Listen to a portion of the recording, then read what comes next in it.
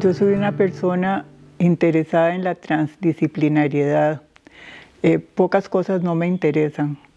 Y en ese sentido, como eso incluye las artes, las letras, el periodismo, la gastronomía, es difícil que la gente piense que esas cosas conjugan, ¿verdad? Y sobre todo porque hay una tendencia a esquematizar. Entonces, si uno asume muchas labores o muchos géneros, eso significa para el público que no es bueno para nada, ¿verdad? Hay ese estereotipo. Pero yo diría que básicamente soy multidisciplinaria. Muy pequeñita tuve la suerte de estar en contacto con personas que me enseñaron a leer antes de los 5 años y me di cuenta que la palabra escrita y hablada era poderosa y tenía ya una inclinación a la poesía. Entonces comencé a hacer poemas de circunstancias. Cada vez que alguien cumplía años en la casa, o era el Día de la Madre o el Día del Padre, Marjorie hacía pequeños poemas. Y enamorada de los libros desde esa temprana edad, seguí adelante hasta el punto que me he llegado a definir como una amante de la palabra. Cuando ingresé a la Universidad de Costa Rica, tenía 17 años y ya estaba muy interesada en la literatura. Ya en la secundaria había tenido maravillosas profesoras de literatura y de letras españolas y tenía un grupo de amigos que habían empezado a ejercer la poesía desde el colegio, como Rodrigo Quirós, Alfonso Chase. Era más que natural que en el momento en que estuve en contacto con el círculo de poetas ingresara y lo asumiera con mucho entusiasmo.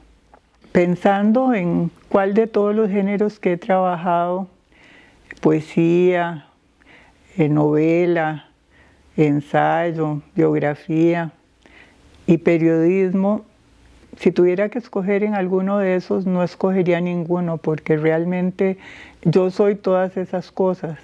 Lo que iguala todo eso es algo así como ser una obrera o trabajadora de la palabra. Desde jovencita amé la prensa. Para mí comunicar es importantísimo. Realmente pienso que lo que no se comunica casi que no existe. Y haber podido seguir una carrera tan larga en los diferentes medios, sobre todo desde publicaciones con muchas dificultades económicas hasta medios con todas las cosas disponibles, fueron experiencias importantes. Parte de todo eso, de más de 40 años en el ejercicio de la profesión, pues fue reconocido con el premio Pío Víquez, que para mí fue algo sumamente importante.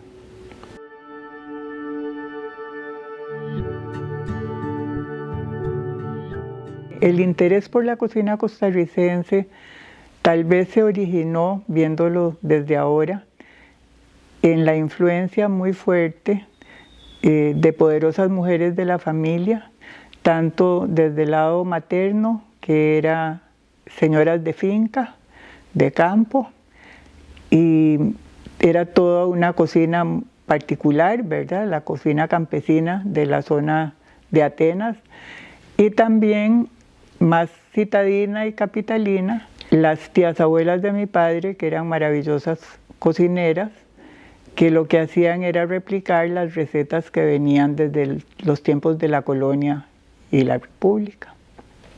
Cuando comencé a interesarme en el estudio de la cocina costarricense, el tema era no solo tabú, sino que incluso desconocido o tildado de inexistente. La gente decía, no hay cocina costarricense.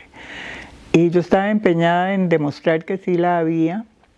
Comencé a hacer una recopilación de recetarios de mujeres de fines del siglo XIX y principios del siglo XX y a buscar similitudes entre las recetas que aparecían en todos ellos y a intentar probar también con publicaciones impresas, periódicos, revistas, etcétera, que sí existía una cocina nuestra, que iba más allá del arroz y los frijoles, que era lo que la gente me decía, pero ¿cómo voy a investigar eso?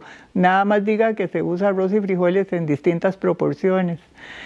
Pero claro que no era así, nuestra cocina es riquísima. Y no solo eso, cuando en los inicios de mi trabajo, yo me centré muchísimo en lo que era la cocina de la meseta central. Y después, a lo largo de la vida, me di cuenta que era muy rica también la cocina de la costa atlántica, que Guanacaste era maravillosa, que Punta Arenas tiene su comida, igual los pueblos vecinos al puerto.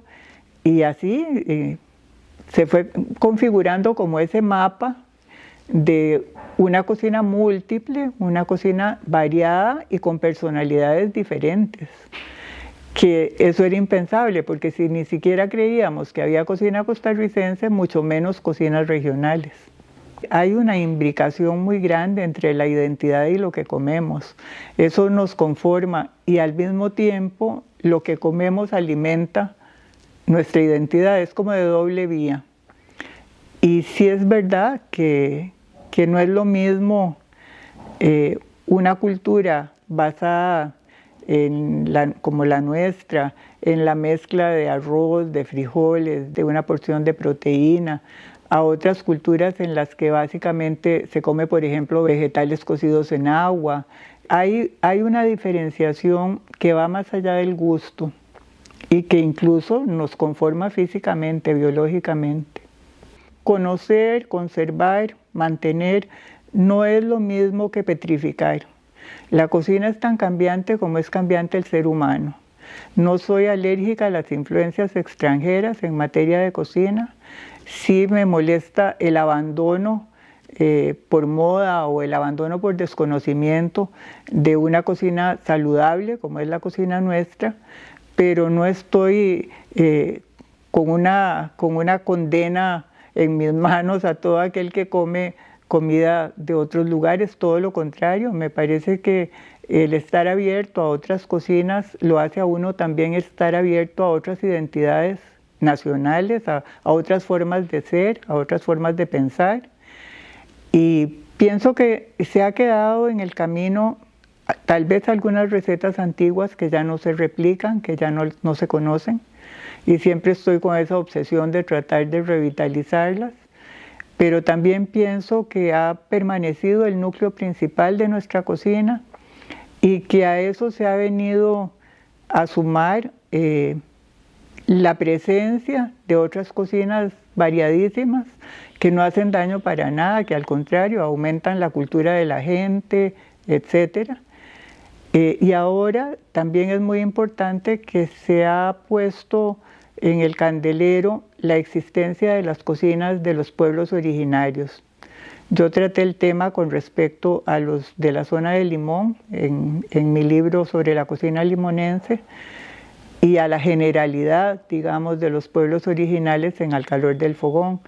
Pero en este momento hay incluso restaurantes que se basan en la cocina de esas comunidades y está siendo hasta un producto vendible desde el punto de vista del turismo, al mismo tiempo que se protege la identidad de los pueblos.